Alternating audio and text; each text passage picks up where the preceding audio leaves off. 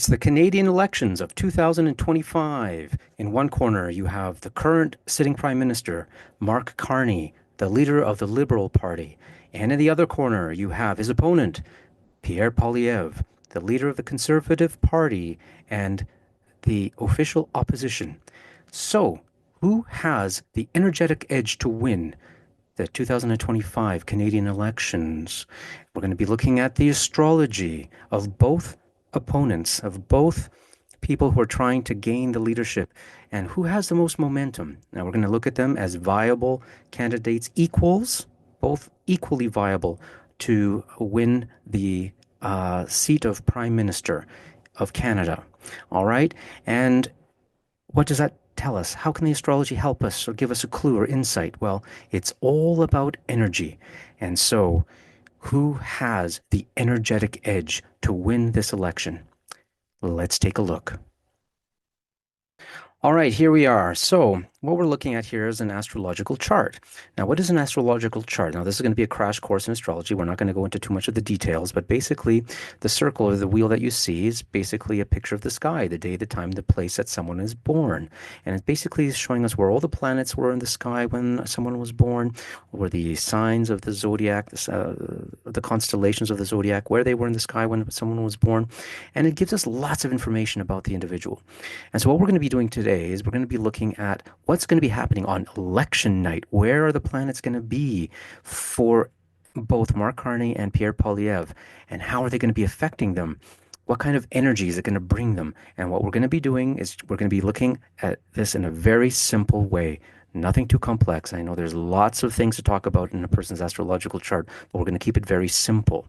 I find that that works most often the best, especially for electional charts or charts that we're looking, at elections.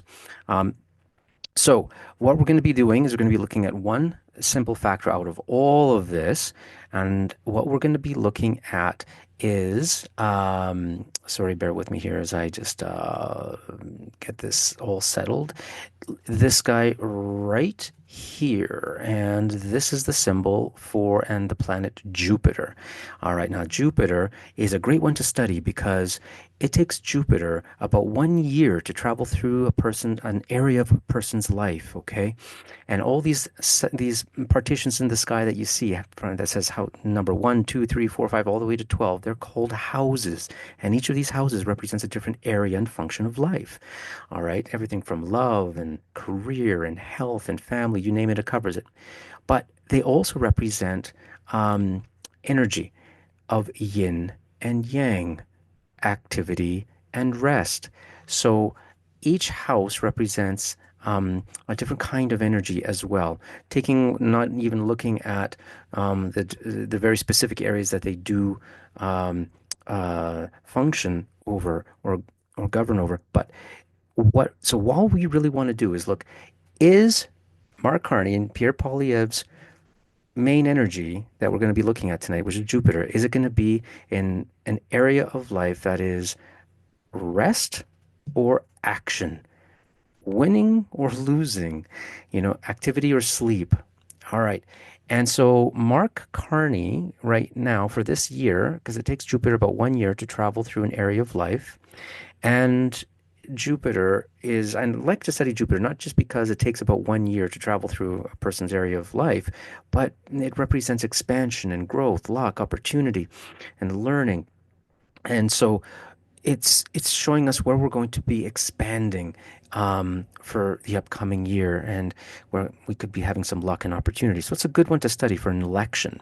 All right, so for Mark Carney, Jupiter's going through the eighth house. Not looking very good for him, unfortunately. The eighth house is what we call a yin house. So and again, we're just looking at the energy. So it's an area of rest, contemplation.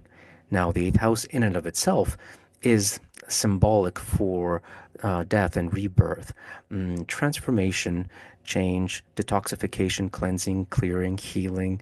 And so it basically, when Jupiter travels through the eighth house, where a person is experiencing an eighth house activation, as we like to call it, what happens is a person is going to go through, a transformative time in their life.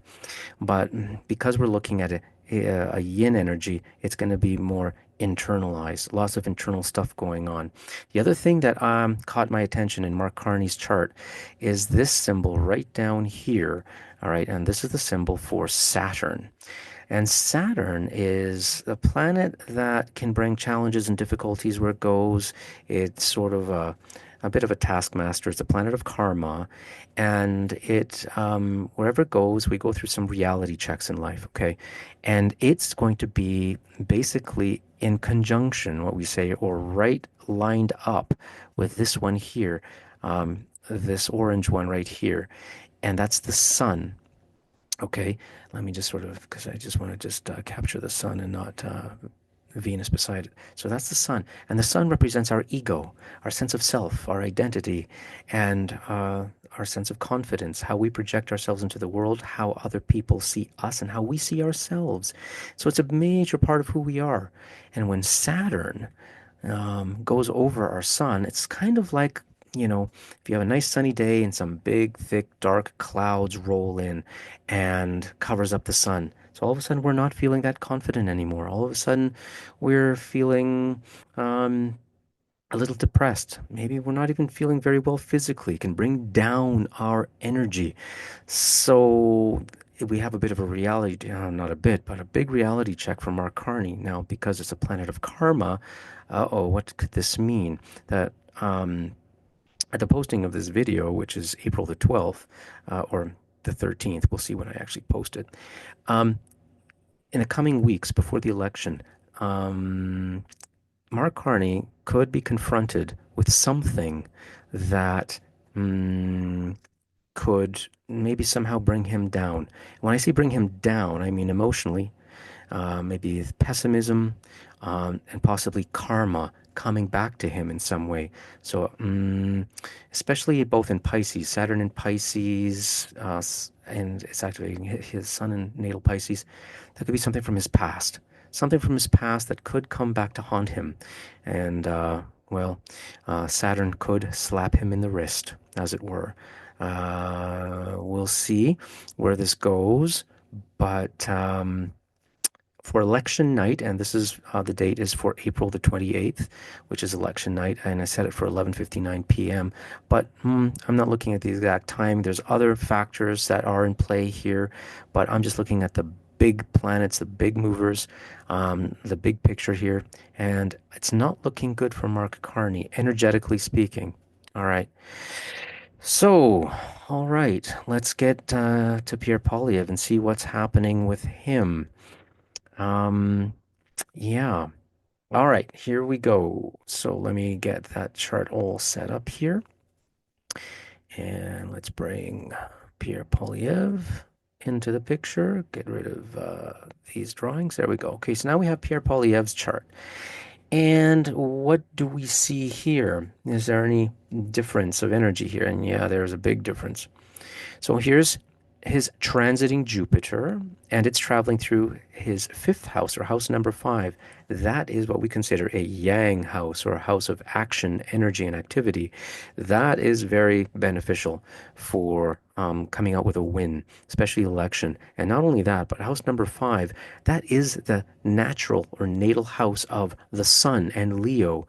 Now, not only does that mean an expansion, growth, Jupiter, and optimism for his ego and his identity and sense of self, but you know, uh, there is in the fifth house, or I should say Leo and the Sun as well. They are often marked with the energy of royalty, and royalty meaning the one who sits on the big chair, in the big chair, as it were, of a role of leadership.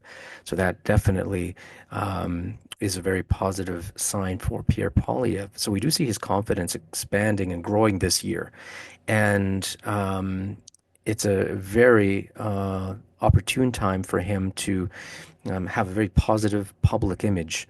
Um, so normally we like to say the fifth house transits or activations are really great times for advertising, marketing, campaigns as well, to really be seen, be heard, get recognized, or have some positive recognition going on.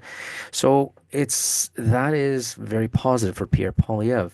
He's got some smaller transits happening at the same time that are activating. Even though these planets are more, they're not long term, but they're interesting to look at for activating the bigger energy that's happening in people's lives.